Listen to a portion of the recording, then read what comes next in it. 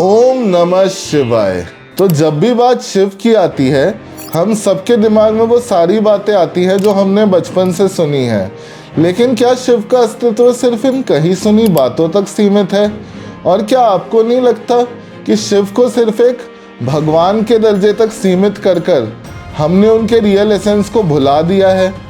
बल्कि शिव को तो परम सत्य कहा गया है, और आज हम कोशिश करेंगे इस परम सत्य को समझने की, जिससे शिव हमारे लिए सिर्फ एक दूर के भगवान बनकर ना रह जाएं।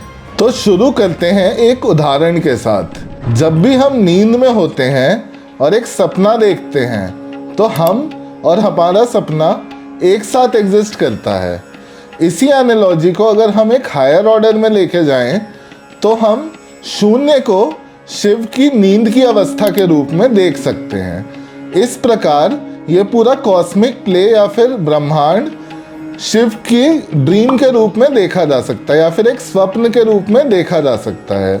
तो ये स्वप्न फॉर्म कैसे होता है? इसकी मैकेनिक्स कुछ इस प्रकार है कि Shiva consciousness infinite points of experience के थ्रू या फिर इनफाइनाइट पॉसिबिलिटीज़ के थ्रू खुद को एक्सपीरियंस करने की कोशिश कर रही है।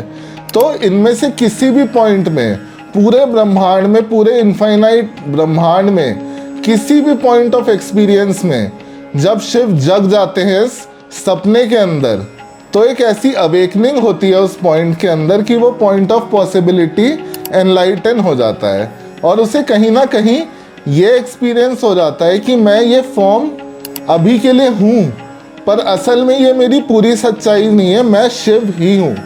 और यही होता है इंसानों के साथ भी। जब वो एनलाइटन होते हैं तो उन्हें ये समझ आता है कि मैं एक वेव के फॉर्म में एग्जिस्ट कर रहा हूँ, पर असल में मैं पूरा ओशन हूँ। तो चाहे एक चिड़िया हो, चाहे ये पूरी धरती हो, चाहे पूरा ब्रह्मांड हो, चाहे आप हो, मैं हूँ, चाहे कोई पशु हो, पक्षी हो, चाहे कुछ भी हो इस पूरी क्रिएशन में, वो वही परम सत्ता है जिसे हम शिव कहते हैं।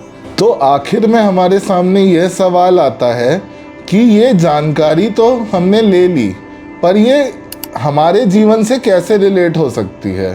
तो हम सब इस बात को ऐसे रिलेट कर सकते हैं कि जिन इनफाइनाइट एक्सपीरियंशियल पॉइंट्स की बात हो रही है या फिर इनफाइनाइट पॉसिबिलिटीज़ की बात हो रही है, उन इनफाइनाइट पॉसिबिलिटीज़ में से ही हम करोड़ों ह्यूमन बीइंग्स भी हैं। तो मतलब ये पॉसिबिलिटी डायरेक्टली हमारे लिए अवेलेबल है कि हम वो जो शिव की अवेकनिंग है, जो सपने के अंदर जगने वाली बात है, वो हम अपने लिए भी एक लिविंग रियलिटी बना सकते हैं। और अगर हम उस आध्यात्मिक स्तर तक पहुंच गए, उतनी गहराई से हमने अनुभव कर लिया अपने स्वरूप को कि हम आखिर में ये समझ गए कि हाँ, मैं भी शिव ही हूँ, तो हमारी इंटेंसिटी, हमारी कॉम्पिटेंस, हमारी स्पिरिचुअल पावर और हमारी लाइफ सब कुछ इतनी हाइटन हो जाएगी कि हमें किसी प्रकार की कोई प्रॉब्लम तो होगी ही नहीं लाइफ में। दूसरा, हम हमेशा हर तरह के सॉल्यूशंस का पार्ट बनेंगे और इस ज़िंदगी को बहुत ही ज़्यादा खूबसूरती से जी पाएंगे। तो अगर आपको भी आज शिव का ये असल एसेंस समझ आया हो, तो कमेंट्स में सत्यम शिवम सुंदरम ज़रूर लिखिएगा।